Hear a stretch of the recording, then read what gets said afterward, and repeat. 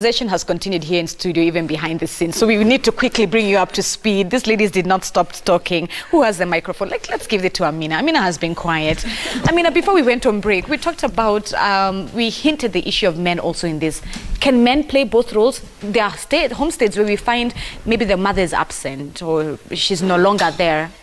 And the man is both the father and the mother successfully, and vice versa. There are women who are both mothers and fathers. But can men play the role successfully as well, both roles?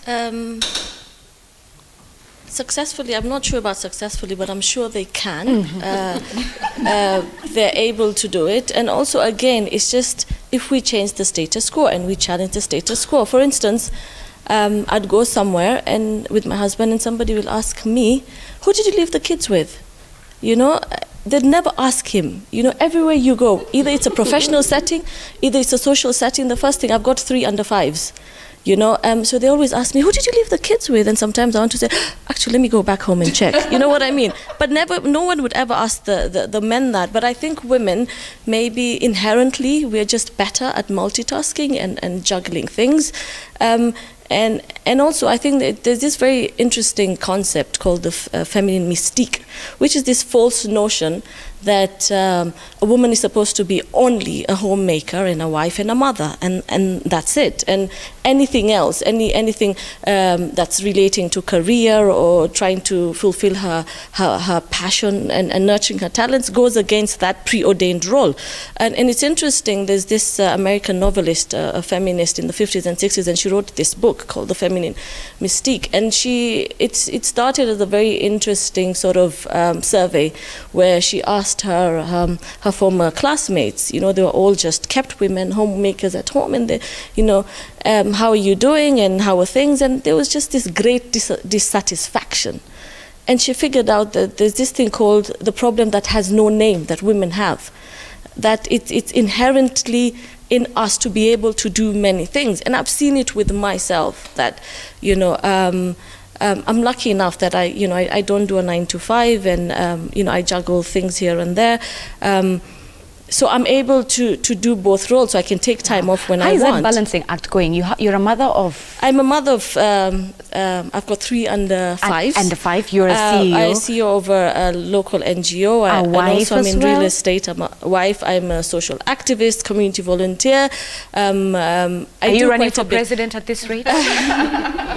And that's what keeps me alive, believe me. And I really believe in that there's this thing called the problem that has no name. So you have women who are kept at home, and I think also for me as a Muslim woman, the onus is on me to challenge this stereotypical view of the Muslim woman has to be just in the kitchen and that's it. Right. Because, and I always talk about the Prophet Muhammad's first wife. She was a businesswoman. She was a very successful businesswoman. She was a mother. She was a wife. She did well. She supported the community, and I said, you know, that's what we should try and emulate. So back to the thing that, yes, we can do it all. Co-opt, create a very strong support system. I do a lot of mothering via proxy.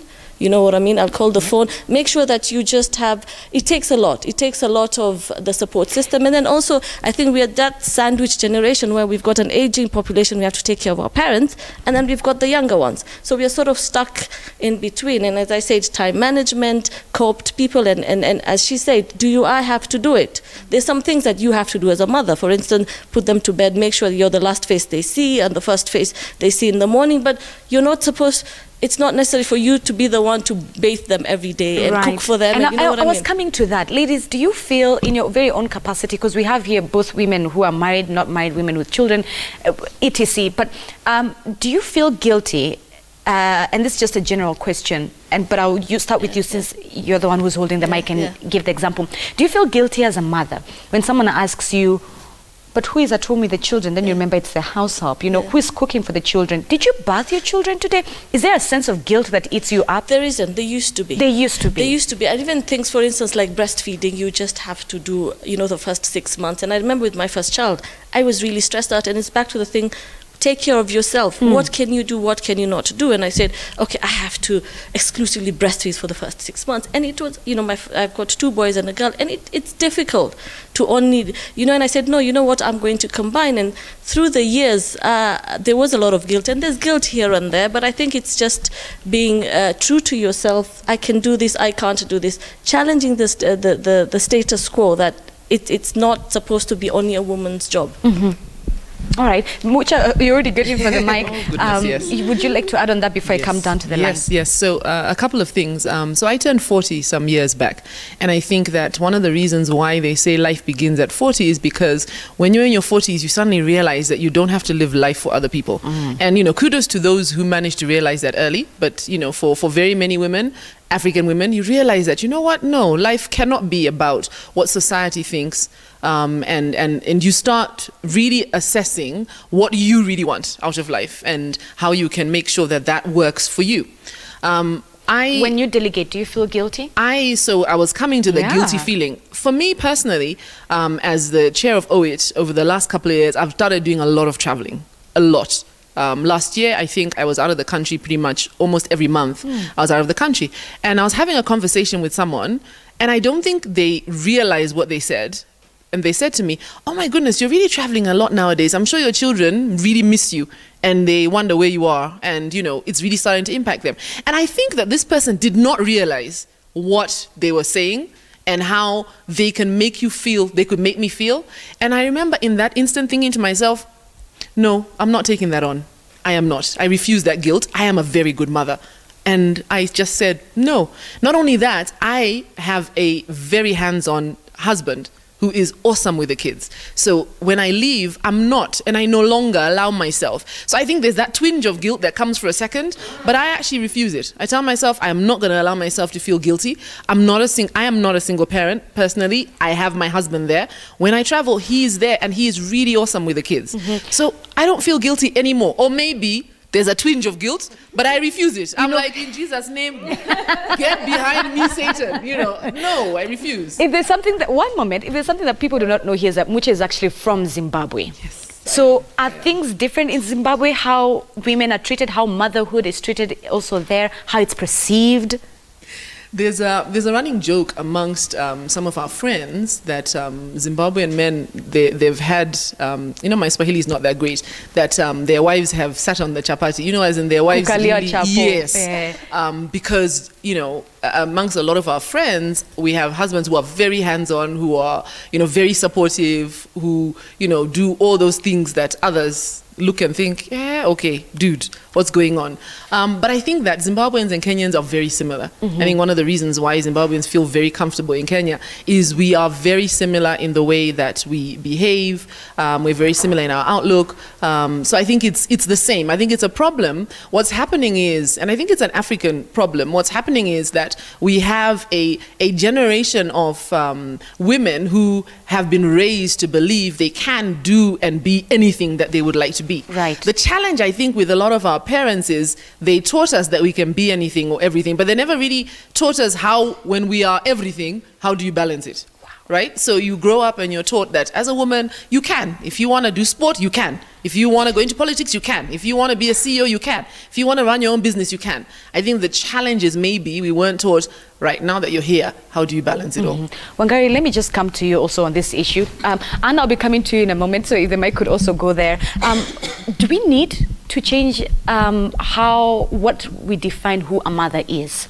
There are women who may not have given birth physically, naturally, but they mother a lot of people. So do we need to also be acceptant as a society of that idea that a mother is not just someone who was breastfed?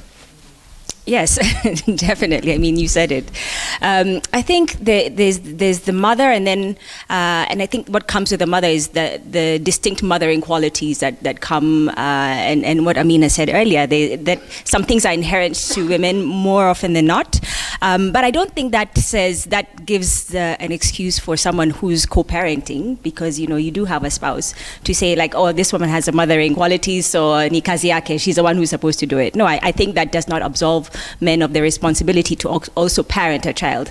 That being said, I would like to really emphasize that motherhood is really, it's a full-time job.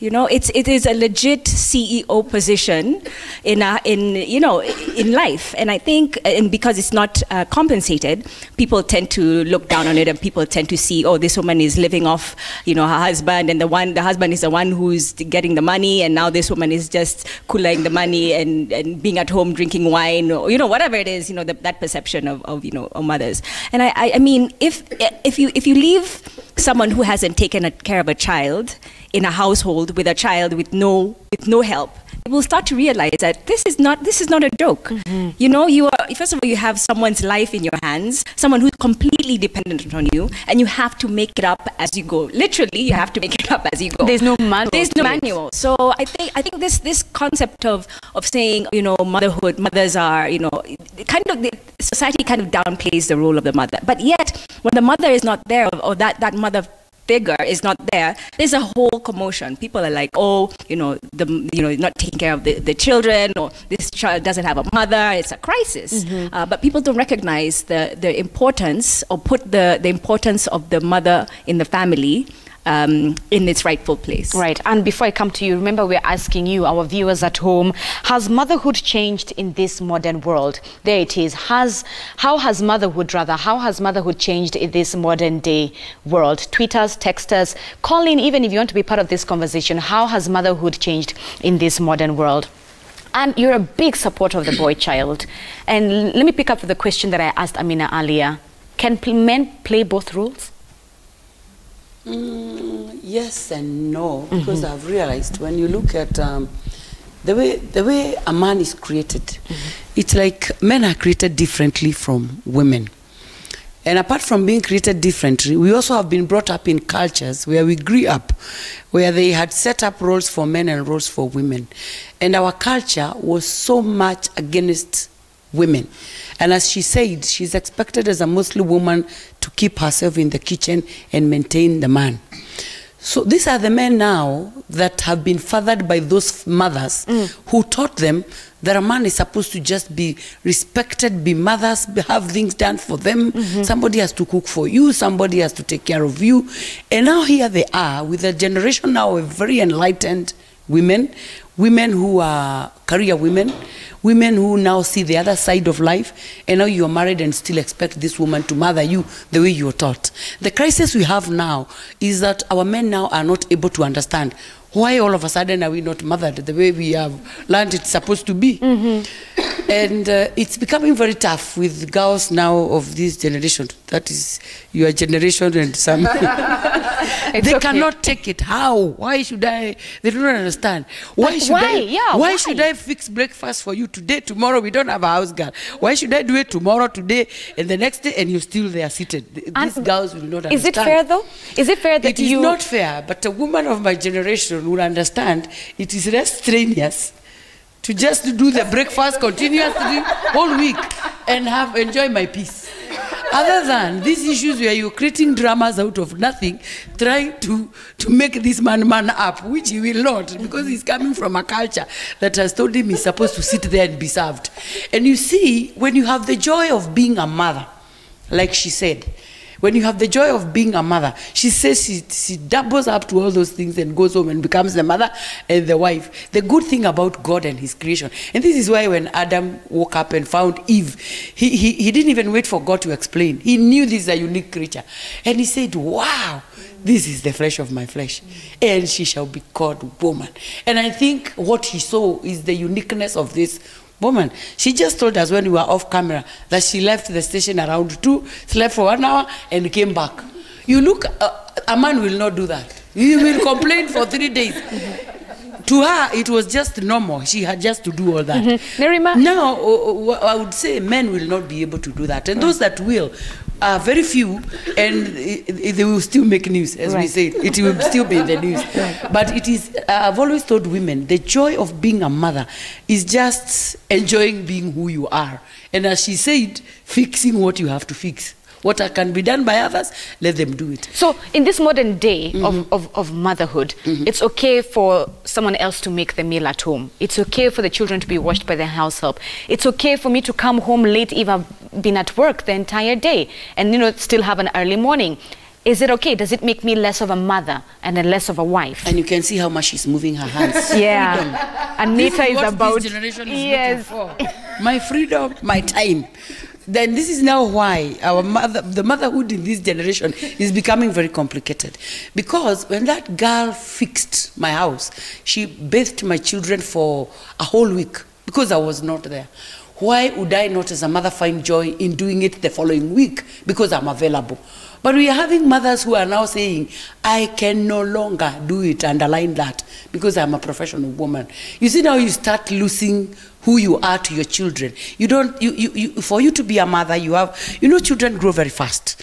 They do it very fast. So by the time you start getting into the emptiness syndrome, all these things you didn't do for them start eating you up. And you start regretting, I wish I did this for them at this age. And especially to these young mothers who are now hanging out every other day drinking. There will come a time when they will start regretting, why didn't I spare those few years for my children? Do you think men think like that as well? To drink. Do you think young mothers wanakunywa. This is what do you think young fathers think like that as well? Young fathers drink, but you see, according to our culture, to the Bible, to the society, eventually, let's be true to ourselves. When we lose our children, even the Bible says, mwana mwenye hekima umfurahisha babaye, mbali mwana mpumbavu ni mzigo wa mamaye. That is God. Isn't that not That is God unfair? himself. So what we are saying, when they become a burden, they don't become a burden to men. By the way, men don't care if they become burdens. Watasema anafanana na watu wenyu. You know what we've had from the older women here? I've just noticed for some weird reason we have the older women on this side. We're going to come back from the short commercial break, and I'll give now this women right here, Anne, who will answer back to you. But that's after this commercial break. Remember, we are asking you, how has motherhood changed in this modern day? How has motherhood changed in this modern world? Hashtag Daybreak is official hashtag on Twitter. You can even call in on those numbers right there. SMS on 22422. How has motherhood changed in this modern world? Do you agree with what Anne has said? We'll get to hear from the women, the younger women in studio in just a bit. Stay with us.